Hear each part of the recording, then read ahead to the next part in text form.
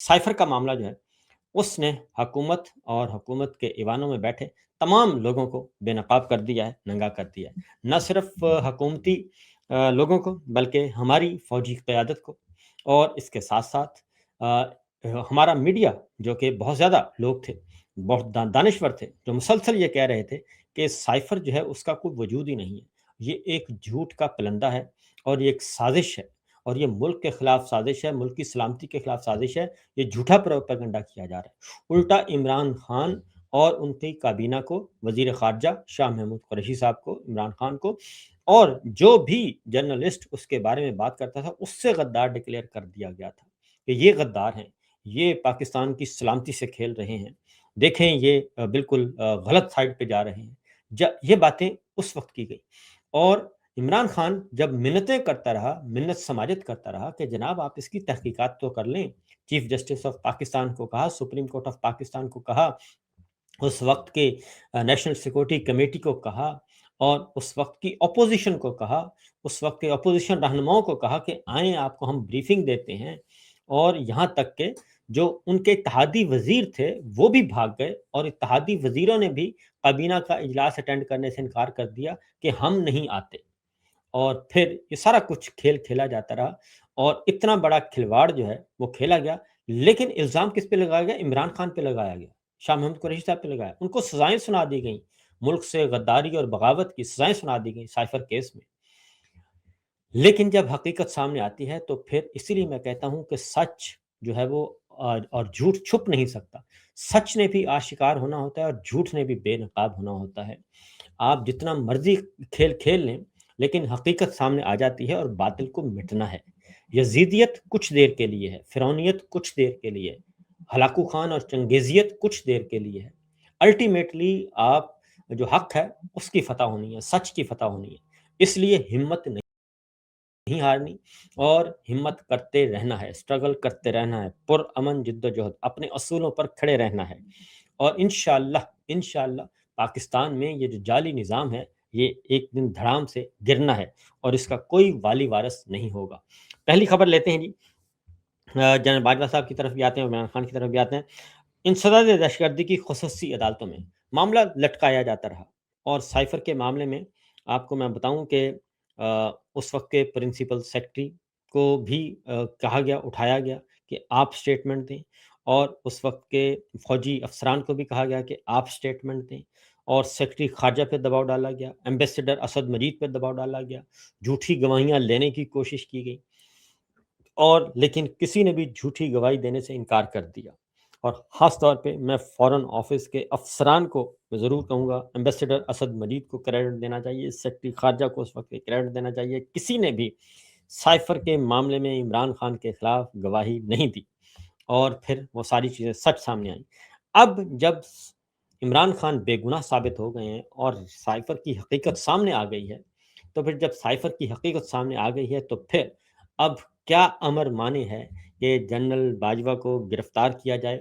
और अगर जनरल बाजवा के साथ दीगर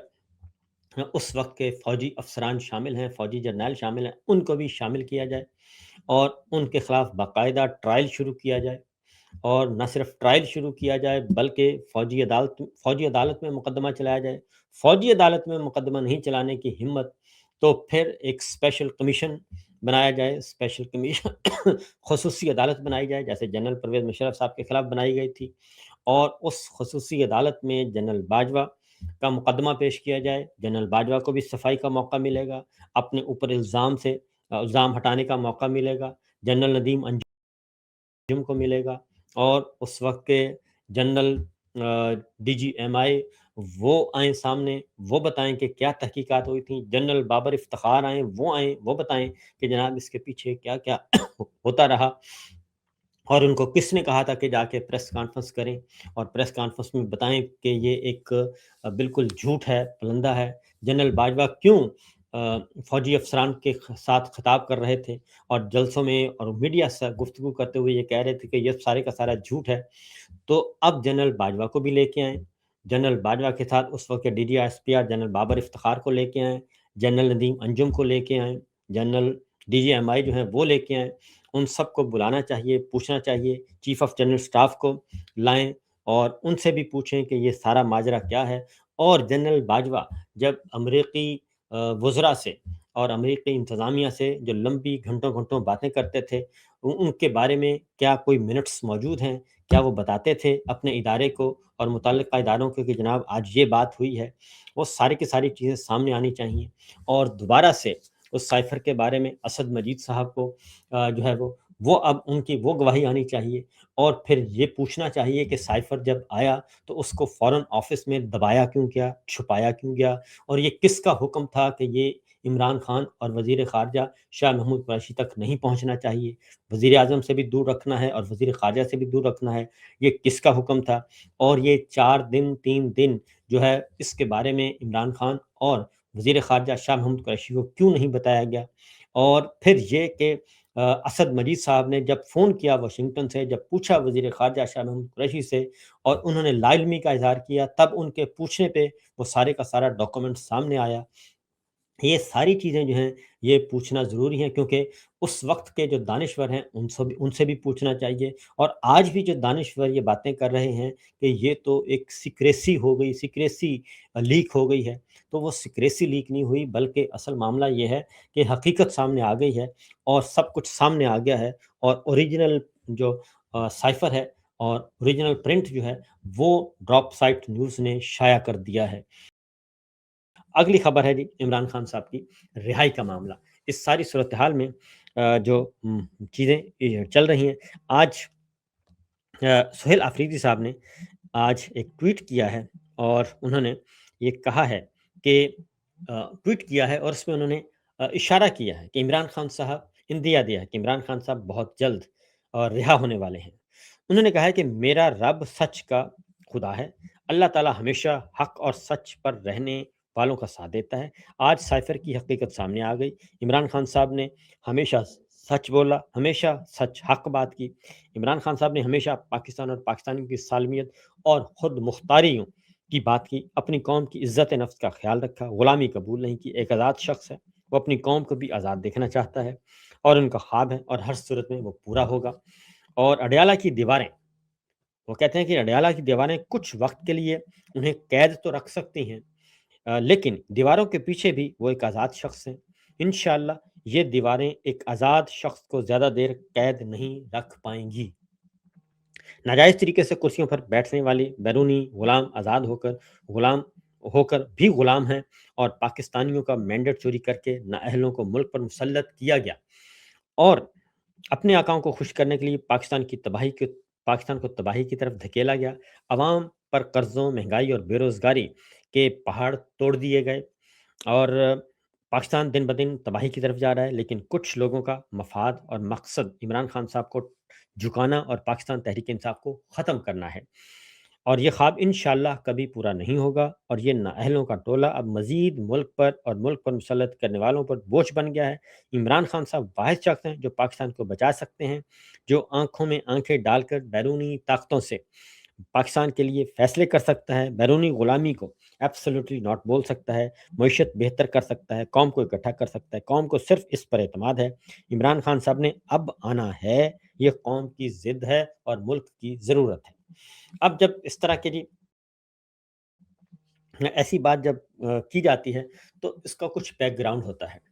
اور اس بیک گراؤنڈ کے معاملے میں جو اس وقت اسلام آباد، راولپنڈی اور پشاور کے در و دیوار جو ہیں وہ کچھ کہہ رہے ہیں، اور وہ یہ کہہ رہے ہیں کہ اب یہ ضروری نہیں کہ یہ میچور ہو، کیونکہ بات چیت معاملات کو آگے لے کر کیسے چلنا ہے اور ملک کو اس بحران سے کیسے نکالنا ہے، اور اس کا معاملہ جو ہے وہ صرف اور صرف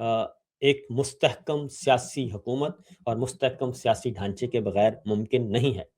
اور جو مستحکم سیاسی حکومت اور سیاسی ڈھانچہ ہے وہ صرف اور صرف اس وقت قائم ہوگا جب آپ عوام کی صحیح منتخب حکومت اور صحیح رہنماؤں کے حوالے کریں گے ملک۔ اور کیونکہ اس وقت سچویشن یہ ہے، میرے سامنے کچھ خبریں آپ کے تک پہنچاتا ہوں کہ پاکستان میں جی بھارت، سری Lanka, Bangladesh, Thailand, Cambodia, Vietnam, Indonesia اور ملائیشیا سے بھی زیادہ جو بجلی اور گیس مہنگی ہے،